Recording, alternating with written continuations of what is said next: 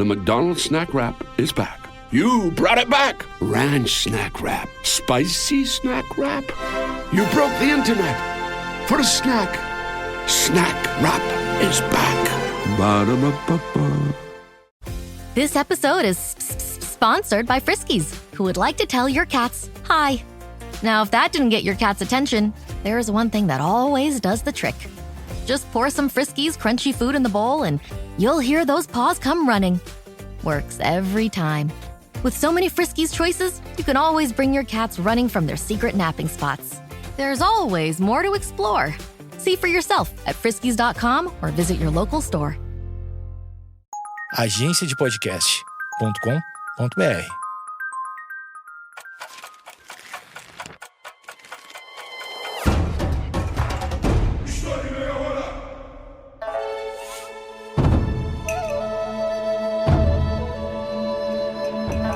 Como um camponês quase derrubou uma das dinastias mais antigas da história da China? O que acontece quando religião, crise social e revolta popular se misturam? Essas são apenas algumas perguntas que podemos nos fazer quando estudamos com mais atenção o que foi a Revolução Taiping, uma das mais marcantes do século XIX na China. O meu objetivo com esse episódio é fornecer um bom panorama a respeito de tudo o que aconteceu nesse levante, além de te explicar como que ele transformou o país. Como sempre, eu quero lembrá-los que eu uso fontes e autores confiáveis que você pode e deve consultar na descrição do episódio. Primeiramente, temos que compreender o que estava acontecendo na China durante o século XIX, para então entendermos o impacto dessa revolução. Enquanto a Europa estava preocupada com as revoluções de 1848, os Estados Unidos expandiam seu território rumo ao oeste, e o Brasil consolidava o seu império sob o governo de Dom Pedro II. Nesse momento, a China vivia uma das maiores crises da sua história. Quem governava o país milenar era a dinastia Qing, que estava cada vez mais fragilizada diante de problemas internos e de pressões externas vindas das potências ocidentais. A dinastia Qing era de origem manchu, que estava no poder desde o século XVII.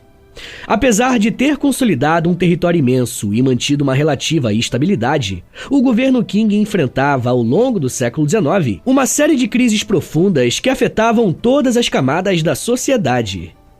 A primeira grande pressão vinha de aspectos demográficos. Entre 1650 a 1850, a população chinesa saltou de 150 milhões para mais de 400 milhões de pessoas. Pois é, em apenas 2 séculos, a população quase que triplicou. O problema é que a produtividade agrícola não acompanhou esse crescimento. Com mais gente e menos comida, as fomes se tornaram mais frequentes, os preços subiram e a vida da maioria da população rural ficou cada vez mais difícil. Só para efeito de comparação, naquele momento 80% da China vivia em áreas rurais. O professor Jonathan Spence afirma que, abre aspas, os camponeses da China do século XIX viviam num estado permanente de incerteza, entre o colapso econômico e a revolta social. Fecha aspas. A segunda fonte de crises vinha da própria burocracia imperial. A dinastia Qing mantinha o sistema confucionista de exames imperiais, onde os cargos públicos eram ocupados por quem demonstrasse domínio dos clássicos chineses. Em teoria, era um sistema meritocrático. Na prática, ele havia se transformado em um caos burocrático, elitista e muito corrupto. Para piorar a situação, a distância entre o governo central em Pequim e regiões periféricas do império era enorme. Os governadores locais muitas vezes governavam como senhores feudais, sem controle do imperador. Essa descentralização do poder tornava a repressão às revoltas mais difícil e criava um sentimento generalizado de abandono. Alguns historiadores vão dizer que na primeira metade do século XIX, o Estado Qing perdeu o monopólio da força e da autoridade moral. Era como se fosse um Estado em crise de legitimidade. E como se a crise interna não fosse suficiente, a China ainda teve que enfrentar a chegada de potências estrangeiras. A partir de 1839, começa a Primeira Guerra do Ópio, travada entre Grã-Bretanha e China. O governo chinês havia tentado proibir o comércio ilegal de ópio, que estava destruindo a saúde de milhões de chineses, mas era altamente lucrativo para os britânicos. A guerra terminou em 1842 com o Tratado de Nanquim, o primeiro de uma série de acordos desiguais impostos à China. Nele, os chineses foram obrigados a ceder Hong Kong, a abrir os seus portos ao comércio estrangeiro e pagar pesadas indenizações. Foi uma humilhação diplomática que abalou profundamente o prestígio da dinastia Qing. Para o historiador Emmanuel Rousseau, abre aspas, esses tratados representaram uma ruptura irreversível na autossuficiência da China imperial, inaugurando o que os chineses chamam de século da humilhação. Fecha aspas. Essas guerras enfraqueceram o Estado, devastaram a economia e abriram espaço para mais revoltas internas. O sentimento de impotência diante dos estrangeiros alimentou o discurso de grupos contrários à monarquia, e eles chegavam a chamar os manchus de demônios estrangeiros. Além das questões econômicas e políticas, havia também graves problemas sociais. A China era uma sociedade extremamente desigual. A elite, composta por grandes proprietários de terra e de funcionários públicos, concentrava quase toda a riqueza. Enquanto isso, milhões viviam na miséria, endividados e sem perspectivas de melhora de vida. As tensões étnicas também eram muito presentes. Como eu disse, a dinastia Qing era de origem manchu, uma minoria étnica do norte da China, enquanto a imensa maioria da população era da etnia Han. Isso gerava ressentimentos, que foram explorados pelos líderes da futura rebelião Taiping. Um dos críticos do governo era Hong Xiuquan, que dizia que era preciso expulsar os manchus e purificar a China. Para ele e os seus seguidores, os manchus haviam roubado o trono e permitido a entrada de estrangeiros, ópio, corrupção e decadência moral. O discurso era radical, mas fazia sentido para quem vivia à margem da sociedade. Todos esses elementos criaram uma situação perfeita para o caos. População insatisfeita, fome, colapso político, humilhação externa, tensões étnicas e crise religiosa. Era uma questão de tempo até que alguém surgisse com uma mensagem capaz de canalizar essa revolta. E como não existe vácuo político na história, não demorou muito para que Hong Xiuquan ocupasse essa posição e transformasse a história da China. This episode is brought to you by Nespresso Virtual Coffee Machines. Ready to enjoy the bold flavors of barista-quality Nespresso iced coffee at home? Simply fill a glass with ice and press the brew button on your virtual pop machine to enjoy rich double espressos roasted to stand up even when chilled. Refreshingly bold iced coffee. Refreshingly easy to make at home. Visit Nespresso.com to shop now. Hey, it's Paris. You know I love sparkly things, right? Like stars. Duh. And thanks to Hilton and AutoCamp, I just slept under them. Picture me, serving looks by the fire outside my luxurious Airstream, making s'mores with the kids, while a national park is our backdrop. The great outdoors meets Hilton hospitality, that's hot. Explore all the new ways to stay at Hilton.com. Hilton for the stay.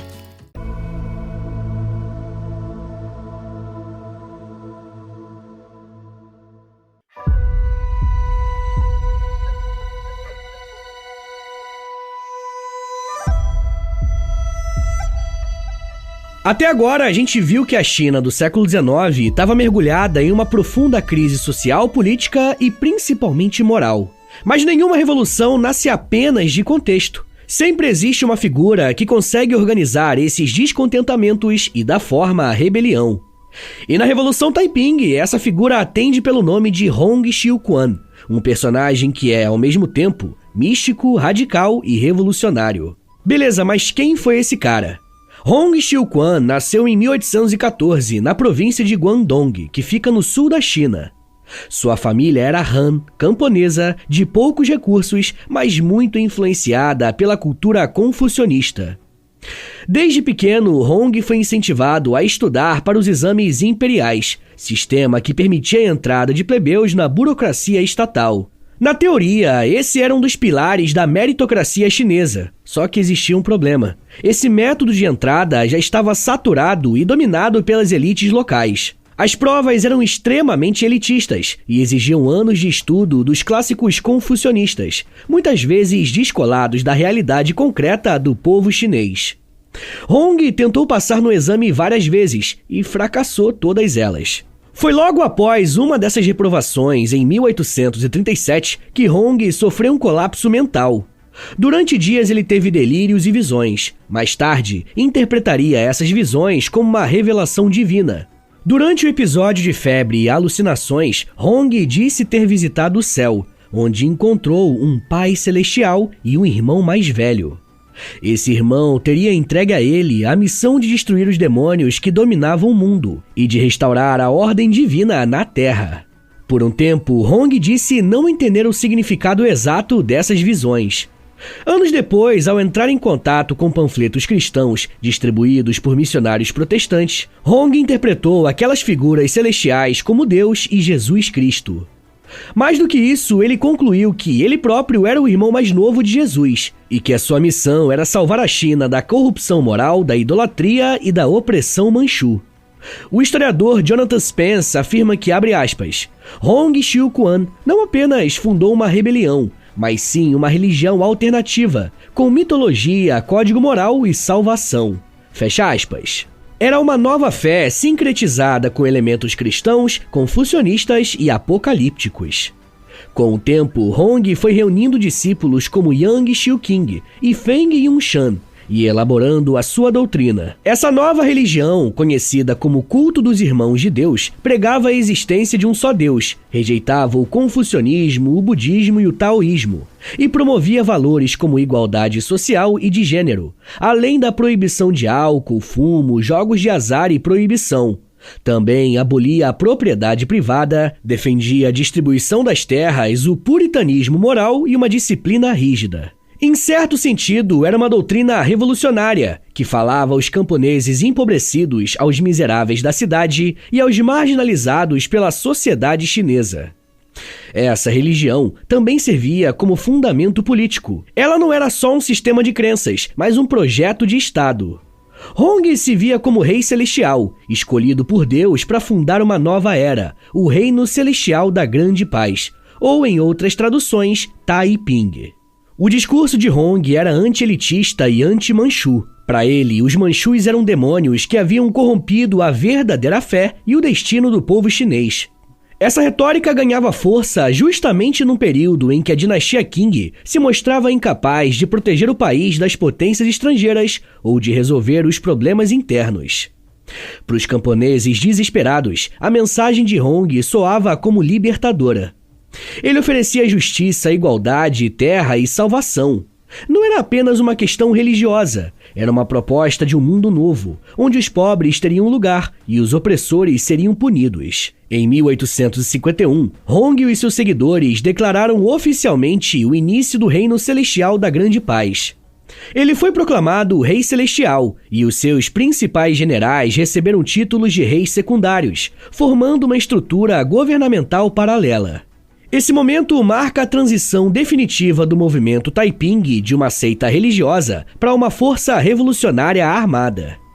Com uma base de apoio crescente, recursos locais e um exército disciplinado, os Taiping começaram a conquistar cidades, derrotar tropas imperiais e atrair novos adeptos. A revolta havia deixado de ser marginal. Ela, agora, era uma ameaça real ao trono de Pequim. Com a proclamação oficial do Reino Celestial da Grande Paz em 1851, a rebelião liderada por Hong Xiuquan passou de movimento religioso para projeto de governo. Era o início de uma guerra civil que duraria há mais de uma década. Diferentemente de outras revoltas que eclodiram no Império Qing, os Taiping não queriam negociar, nem apenas reformar o sistema.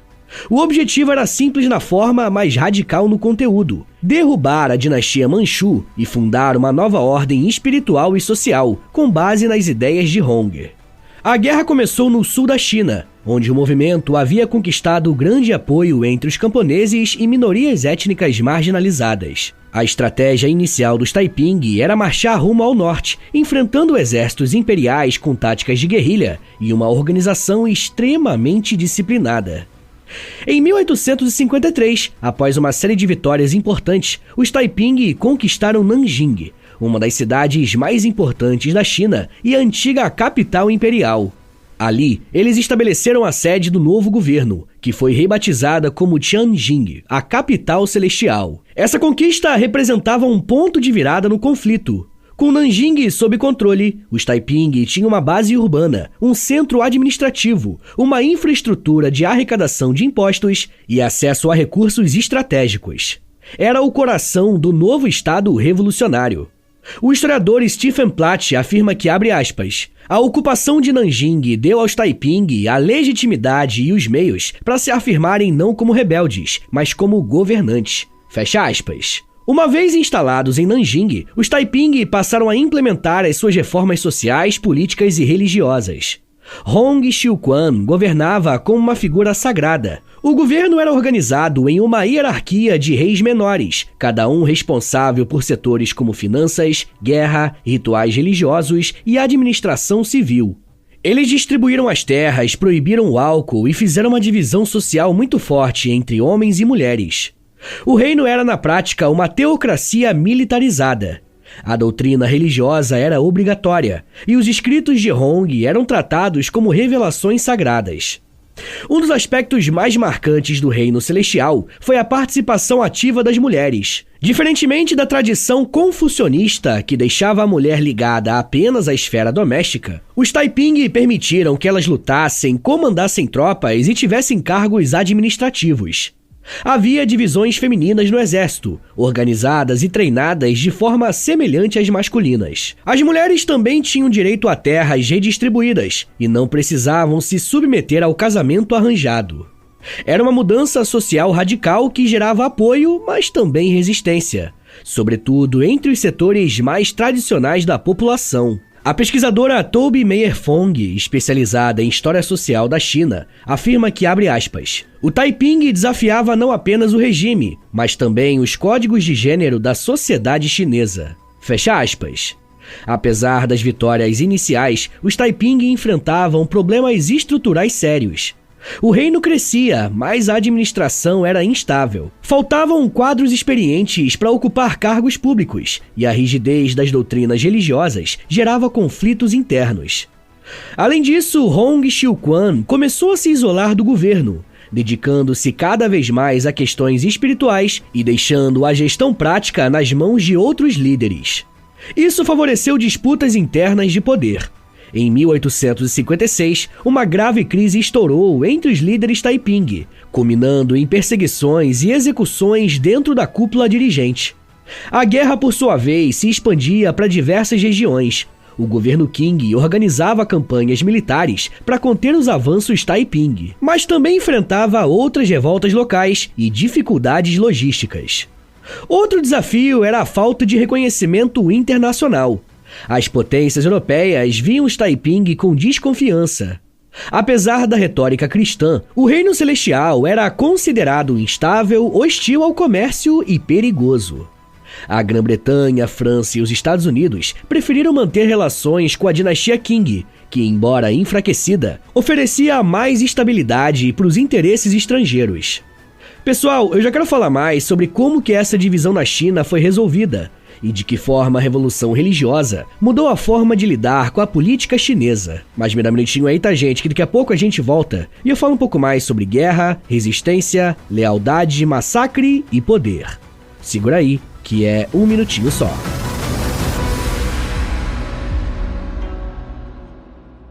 Fala pessoal, tô passando aqui rapidinho para avisar vocês que se você se torna um apoiador do podcast, você recebe acesso a mais de 140 episódios exclusivos que você pode ouvir no aplicativo do Apoia-se. E toda semana eu publico um novo episódio exclusivo lá para vocês. E dependendo do nível do apoio que você assinar, você também recebe acesso ao Clube do Livro do História em Meia Hora e ao Close Friends lá no Instagram, onde eu publico diariamente curiosidades históricas. Então é isso, assine o apoia.se/História em Meia Hora para você receber um monte de conteúdo exclusivo e ajudar o meu trabalho a continuar de pé.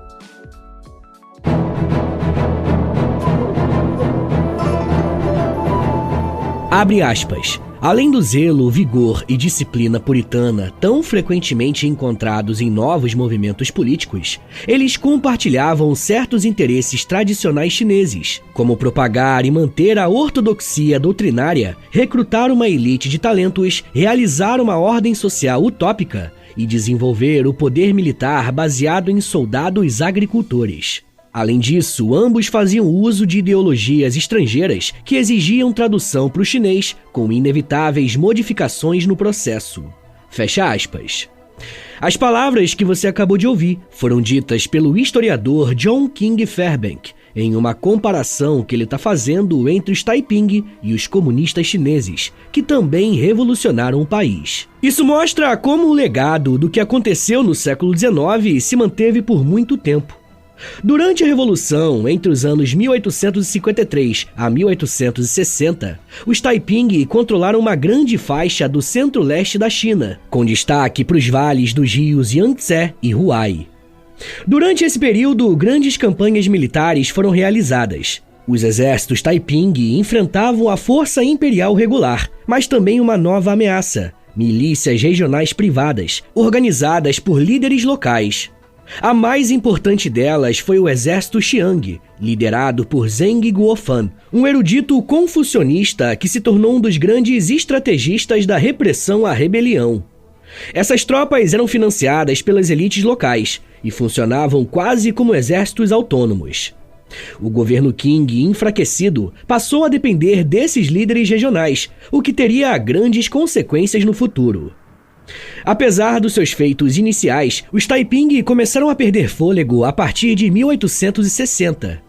A tentativa de tomar Xangai fracassou diante da resistência armada, financiada por comerciantes estrangeiros e liderada por mercenários ocidentais, como Frederick Townsend Ward, e o seu chamado Exército Sempre Vitorioso. O fracasso em conquistar Xangai impediu os Taiping de controlar um dos principais centros econômicos da China. Sem acesso ao comércio exterior e com dificuldades para manter o apoio popular, o movimento começou a enfrentar deserções, fome e perda de moral. Além disso, a liderança Taiping se tornava cada vez mais instável. Hong Xiuquan, isolado em seu palácio em Nanjing, passou a emitir decretos religiosos desconectados da realidade militar, enquanto seus generais perdiam territórios para as tropas de Zheng Guofan. O historiador Philip Kuhn observa que, abre aspas, o sonho de Hong começou a se desfazer, não por falta de fé, mas por excesso de rigidez e incapacidade de adaptação à lógica da guerra prolongada. Fecha aspas. O projeto Taiping foi, ao mesmo tempo, sua maior força e a sua maior fragilidade. A radicalidade das reformas atraiu milhões de adeptos, mas afastou setores moderados da sociedade e impediu alianças políticas. A falta de reconhecimento internacional, os conflitos internos e a dificuldade em administrar um território tão extenso minaram a estabilidade do reino. Mesmo assim, o fato de terem resistido por mais de uma década, controlado grandes cidades e enfrentado 2 imperadores, mostra o impacto e a dimensão histórica da Revolução. A cidade de Nanjing, rebatizada como Tianjin pelos Taiping, foi o coração da Revolução. Ali estavam as instituições criadas por Hong Xiuquan, o Palácio do Rei Celestial, os generais mais importantes e uma população civil que acreditava na promessa de uma nova era.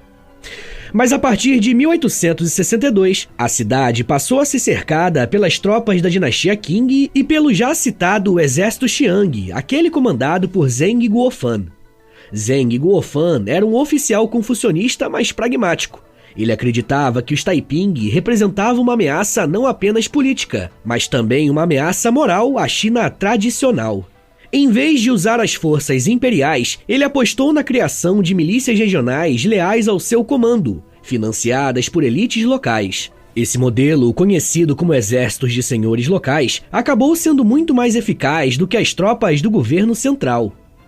Nos 2 anos que antecederam a queda de Nanjing, a cidade foi lentamente isolada. As linhas de suprimento foram cortadas, os canais de comunicação destruídos e os arredores tomados por forças hostis. A fome, a doença e o desespero começaram a consumir a população civil. Mesmo assim, a resistência foi longa. Hong Xiuquan, cada vez mais isolado, recolheu-se ao palácio, intensificou os rituais religiosos e passou a emitir decretos com conteúdo místico. Ele acreditava que o fim da guerra viria com a intervenção divina, mas essa intervenção nunca chegou. Em junho de 1864, poucos meses antes da queda definitiva da capital, Hong morreu. As versões oficiais divergem. Algumas fontes afirmam que foi por doença e desnutrição. Outras sugerem suicídio diante da derrota iminente. De qualquer forma, a sua morte selou o destino do Reino Celestial. O comando passou ao seu filho, Hong Tiangu-fu, um jovem de apenas 15 anos, sem experiência militar e tampouco carisma político. A sucessão foi mal recebida por boa parte dos generais Taiping, e a coesão interna se desfez. A cidade estava vulnerável. No mês seguinte, as tropas de Zheng Guofan invadiram Nanjing. A entrada na cidade foi muito violenta. Segundo relatos da época, os soldados Qing massacraram dezenas de milhares de civis, incluindo mulheres e crianças. A repressão não visava apenas destruir o exército inimigo, mas aniquilar a ideia de resistência. O palácio de Hong foi saqueado e destruído. Os poucos líderes restantes foram executados em praça pública.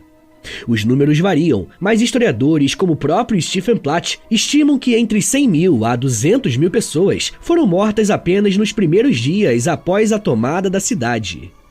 Zheng Guofan foi celebrado como herói pela corte Manchu, mas sabia que havia criado um novo problema. Ao fortalecer milícias regionais e agir de forma autônoma, ele enfraqueceu ainda mais o poder central da dinastia Qing. A ironia é que, ao salvar o império, ele também plantou as sementes da sua futura fragmentação.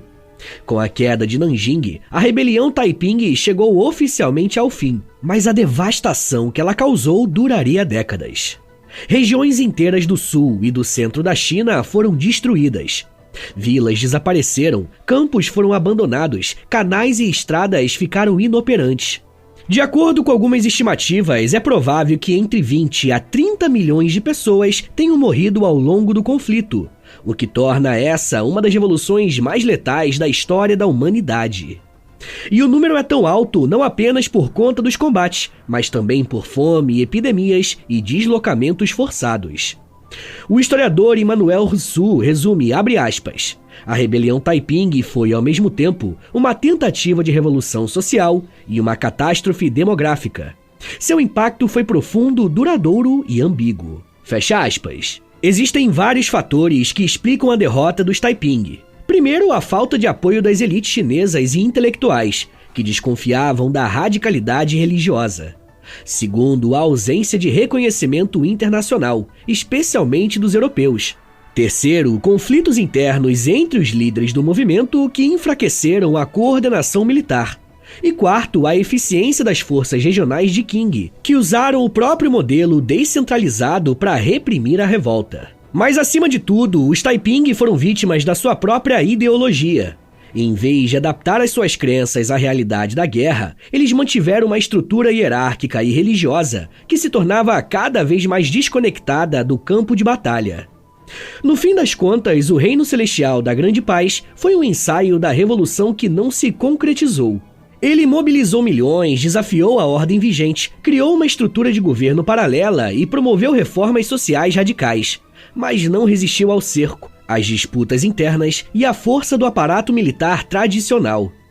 Mesmo derrotados, os Taiping deixaram marcas. Seus ideais de igualdade, justiça social e renovação espiritual voltariam a aparecer em outros movimentos revolucionários, como o dos Boxers no final do século XIX e os nacionalistas republicanos no início do século XX. A Revolução Taiping abalou a história da China. Durou mais de uma década, matou milhões de pessoas e colocou em xeque a autoridade de uma dinastia milenar. Mas o que sobrou depois da destruição? Como esse episódio tão marcante foi lembrado, interpretado e reaproveitado ao longo da história chinesa? A primeira consequência direta da rebelião Taiping foi um trauma social. Regiões inteiras do centro e do sul da China ficaram completamente destruídas. A agricultura entrou em colapso. Infraestruturas como canais, pontes e cidades foram destruídas. A reconstrução demoraria décadas. A dinastia Qing sobreviveu, mas saiu ainda mais enfraquecida. Para vencer os Taiping, o governo central precisou ceder autonomia a generais como Zheng Guofan, Li Hongzhang e Zhou Zongtang, que passaram a comandar exércitos regionais com lealdades locais. Isso significou na prática a fragmentação do poder imperial. A guerra também deixou lições práticas para as elites chinesas. Muitos intelectuais viram na rebelião uma evidência de que o Império precisava modernizar as suas estruturas administrativas, militares e tecnológicas. Nas décadas seguintes, surgiram iniciativas como o Movimento de Autofortalecimento, que buscava importar conhecimento ocidental e reformar o exército. O governo passou a enviar estudantes para o exterior, importar armamentos modernos e contratar técnicos estrangeiros. Embora tímidas e muitas vezes sabotadas internamente, essas reformas foram o embrião das futuras transformações que culminaram no fim da China imperial. Nesse ponto, a Revolução Taiping pode ser vista como um gatilho involuntário da modernização chinesa. Ainda que tenha fracassado em seus próprios termos, ela expôs as falhas da ordem vigente e forçou as elites a reagirem. Do ponto de vista político, os Taiping deixaram uma marca ideológica muito grande. Vários movimentos posteriores se influenciaram direta ou indiretamente da experiência Taiping. Durante o século XX, os comunistas chineses também reinterpretaram a Revolução Taiping. Em determinados momentos, Hong Xiuquan foi retratado como um revolucionário precoce, que tentou, à sua maneira, abolir a desigualdade social e fundar um regime popular. Mao Zedong, em alguns discursos, fez menções elogiosas ao movimento, destacando o caráter camponês e igualitarista da revolta. No entanto, devido ao messianismo religioso e à ausência de marxismo, os Taiping também foram vistos com certa cautela pelos líderes comunistas, que preferiam enfatizar o papel do partido como guia da revolução. Entre os historiadores, o debate sobre a natureza da Revolução Taiping ainda existe. Alguns autores, como Jonathan Spence, tendem a valorizar a originalidade do movimento, o seu apelo de massas e a sua radicalidade social. Para Spence, os Taiping criaram uma utopia messiânica sem precedentes na China.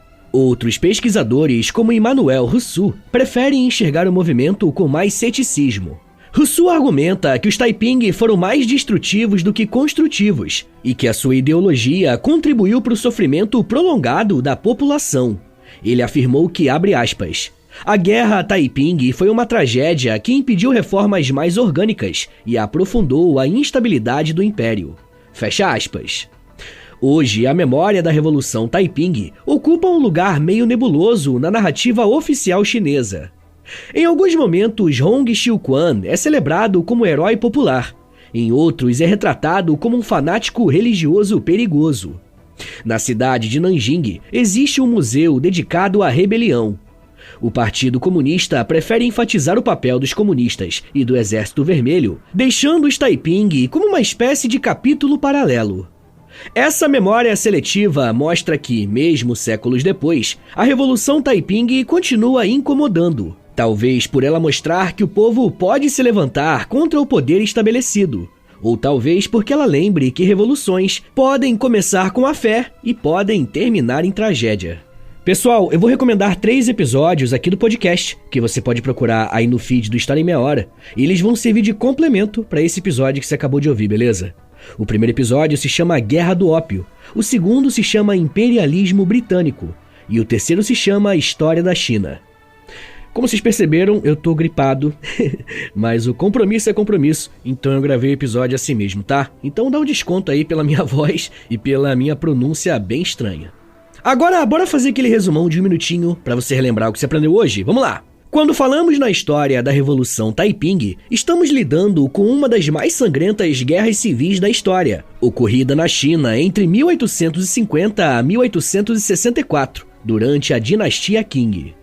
Liderada por Hong Xiuquan, um homem que se dizia irmão mais novo de Jesus, após uma série de visões religiosas, o movimento Taiping combinava elementos do cristianismo com críticas sociais ao sistema imperial chinês, à desigualdade e à corrupção.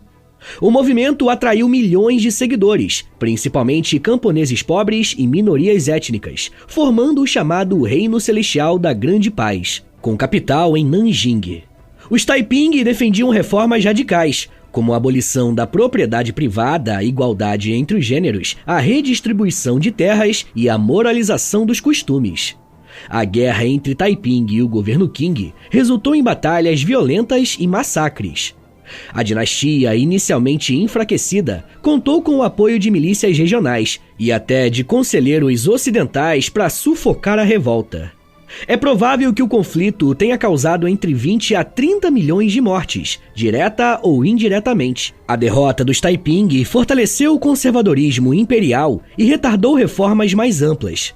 Ainda assim, a Revolução Taiping é vista como um prenúncio dos futuros movimentos revolucionários que surgiriam na China nos séculos seguintes, mostrando que a religião poderia sim ser impulsionadora de levantes sociais, como ficaria demonstrado no Ocidente com a teologia da libertação na Igreja Católica. Mas isso já é um papo para uma outra meia hora.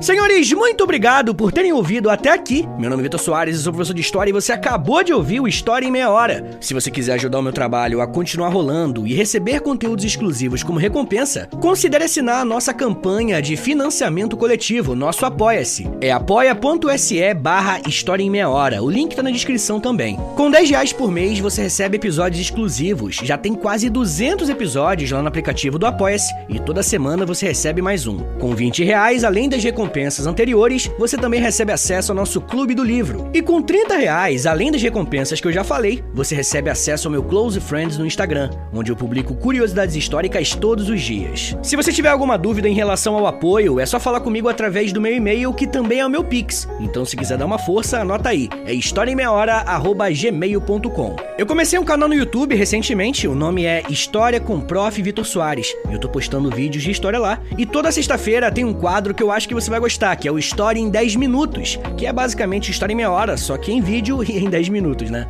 Mas além disso, no canal eu faço lives, posto shorts, enfim, eu comecei agora a fazer um monte de coisa no YouTube também. Além disso, eu tenho um podcast de humor chamado Reinaldo Jaqueline, onde eu, Nicolas Queiroz e Príncipe Vidani, a gente apresenta uma espécie de programa de auditório sobre cinema, série, jogo de videogame, enfim, é bem diferente do História em Meia Hora, mas dá uma chance que eu acho que você vai gostar. Eu tenho 2 livros lançados. O primeiro é o livro do História em Meia Hora mesmo, e o segundo é um livro-jogo de história do Brasil chamado O Porão. O link pros dois está na descrição do episódio. Me siga nas redes sociais, no @Prof. Vitor Soares, pra acompanhar o meu trabalho, mas no dia a dia mesmo, tá bom? Então é isso, gente, muito obrigado, um beijo, até semana que vem! E valeu!